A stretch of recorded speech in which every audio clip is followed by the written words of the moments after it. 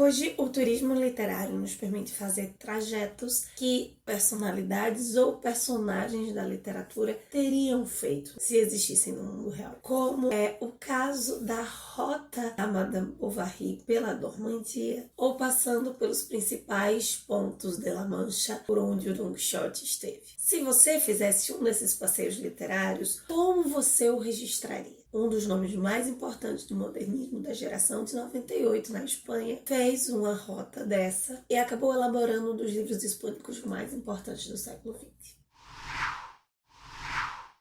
O que temos para hoje, Sanches e Dulcineias. Eu sou a Larissa Bertolino. Você está no canal Uma Garota Quixotesca, onde tratamos de literatura, sempre partindo de pressupostos, ideias, temáticas, personagens que apareçam no nosso queridíssimo Don Quixote de La Mancha. E nas últimas semanas eu não consegui me organizar direito. Foi o mesmo problema que aconteceu em julho. Nós estamos então há quase um mês com instabilidade aqui no cronograma do canal. E por isso eu estou reajustando todos os vídeos às temáticas de agosto junto com as temáticas de setembro. Seguimos com esse cronograma, então nesse mês, nas próximas 2 segundas-feiras, eu encerro a JLC com você. Seguimos com vlogs e vídeos de comentários de livros às quartas. Talvez para otimizar esse tempo, não seguimos nessa instabilidade. No mês de outubro, nós tenhamos provavelmente 2 postagens apenas por semana. Se nós conseguimos estabilizar todo esse mês agora, no final dele eu retorno aqui para apresentar então como seria o cronograma de hoje. No último vlog eu mencionei os nomes de maior destaque na geração de 98, a mais quixotesca de todas, os pais do modernismo espanhol, nomes relevantíssimos na filosofia, na arte, cultura espanhola do século passado, relevantíssimos até hoje. Se você ainda não viu esse vídeo, é só conferir aqui nos cards. E um dos nomes mais singulares desse grupo é o Azorín, tanto por ser um dos membros mais novos do grupo, chegou a publicar os seus livros mais relevantes quando estava na faixa dos 30 anos, mas se destacava também por ser um dos que mais trabalhava arcaísmos no texto, em formas e um estilo simples, direto, uma espécie de descrição quieta, contemplativa ao mesmo tempo que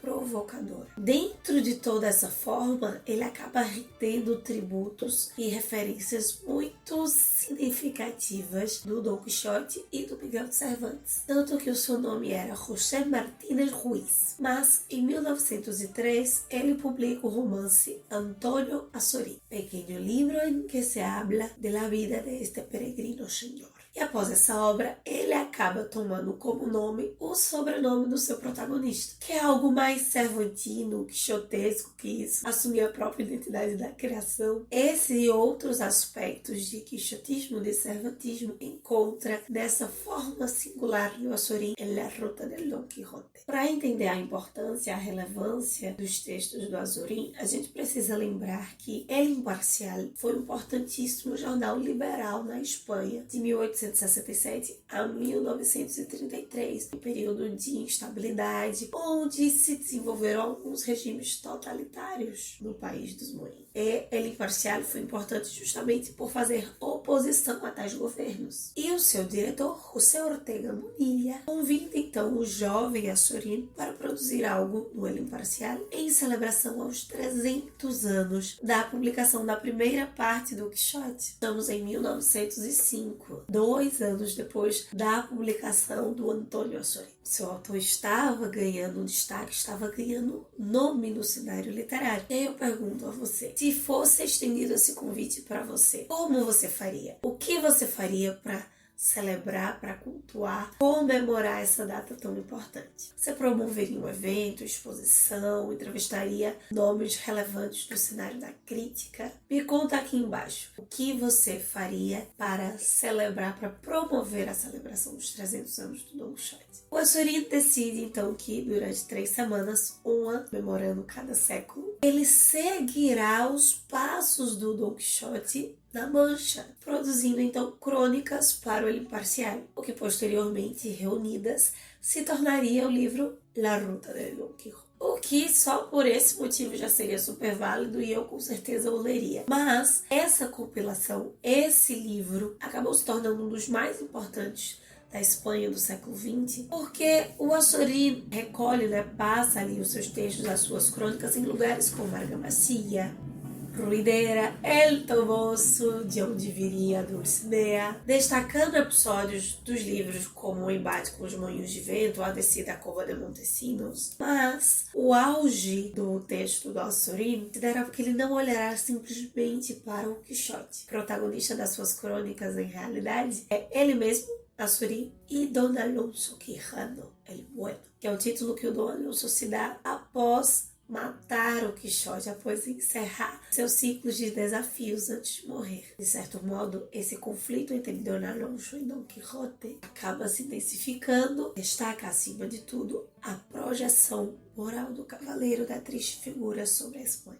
Em um determinado momento do livro, o Azorín dirá: "Llévese usted a Cervantes, llévese usted enhorabuena, pero déjenos usted a Don Quixote." Assim como seu próprio personagem, Antônio Azorín, José Martínez Ruiz percebe que o Don Quixote não é apenas maior que o Cervantes. É uma figura, quase uma entidade extremamente importante para a Espanha, para que espanhóis e o seu país se recriassem, possuíssem uma rota de fuga para as crises do século XX. E que provavelmente essas soluções se encontrariam em trechos dessa trajetória já reconhecida.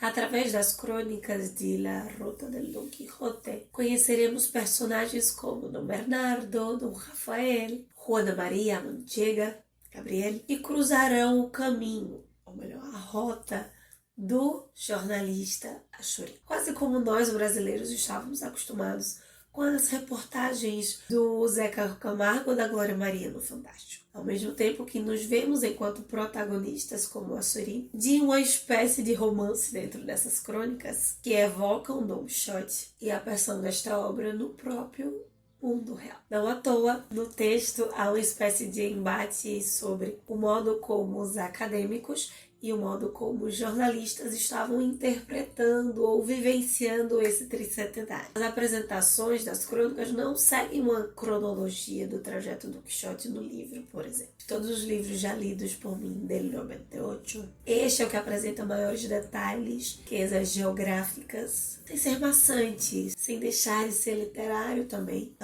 porque o Azorín rompe com o realismo naturalista e esse não é o seu foco necessariamente, ele não quer ser como os naturalistas. Tratará de temas importantes para a Espanha do século XX, como os micronacionalismos dos galeses, do País Basco ou da Catalunha, a falta de vigor dos intelectuais da época, a má reputação dos jornalistas, as obras públicas inacabadas, não é só o Brasil que tem isso, as péssimas condições dos transportes públicos, o abuso sobre os camponeses e a falta de instrução no campo, a estagnação agrícola, também não é só o Brasil, precisa de uma reforma agrária. E apresentando essas temáticas, criticando essas temáticas, o Azorín lança mão de termos extremamente arcaicos para intensificar como a Espanha estava estagnada no tempo. Toda vez que eu leio, desde a faculdade, trechos de La Ruta del Don Quixote, eu me lembro de Rocinante, uma música de 1978 da banda de rock progressivo madrilenha Asfalto, cujo lírico é o próprio Rocinante, se queixando que o Don Quixote teria o abandonado as aventuras para explorar as suas terras, substituiu o trator pelos livros, abandonou o seu companheiro de jornada para ser água. E por isso, assim como o Don Quixote, o Rocinante acaba mostrando que a Espanha também precisa ir mais além de levar embora o Cervantes para trazer de volta o Don Quixote, esse símbolo de esperança, de mudança, esse olhar sensível que uma crise pede. Outra vez, uma rota de alteração. Tanto é que no final do livro, o Azorín acaba apresentando um guia para os estrangeiros que visitassem a Espanha durante as comemorações do centenário e que poderia ser seguido por nós, inclusive, ao visitarmos e revisitarmos a Espanha através do Quixote e de outras literaturas espanholas. Um guia para como nós olhemos com cuidado para essas crises, para essa existência espanhola, seja sociopoliticamente ou linguística, cultural e artisticamente. Em algumas crônicas, o Achorim vai destacar os Sanchos de Criptolínea e os Miguelistas, grupos que teriam um olhar para a obra e para a própria Espanha mais semelhantes ao Sancho ou mais semelhantes ao próprio Cervantes. Se identificar mais com um desses olhares, mais com o outro, é natural, faz parte do processo de leitura. Mas a sugestão é que essas crônicas, essas análises possam te ajudar a ver, a ler isso para além de um livro, para além de um personagem. Te lembrar que em qualquer ponto que você esteja da rota, que os moinhos de vento nem sempre são moinhos de vento. Então é isso, meus queridos cavaleiros andantes. Esta é a nossa sugestão de um dos livros mais quixotescos e mais celebrados da geração de 98. Lembra de me contar aqui embaixo se você fosse celebrar, preparar algo para comemorar o centenário. Nesse caso, nós já estamos no 4º centenário da publicação do Quixote. O que você faria? Nos vemos amanhã para continuar tratando de Don Quixote. Eu vou te sugerir edições excelentes para você. Quer emergir, quer adentrar, fazer a sua rota do Don Quixote nesse ano. Na segunda, quarta, sexta, a gente volta aqui para atualizar o cronograma, voltar com as publicações. Vou te passando os detalhes, te atualizando lá no @garotaquixotesca no Instagram. Possamos continuar saindo da biblioteca e vendo muito além dos moinhos de vento. Bye!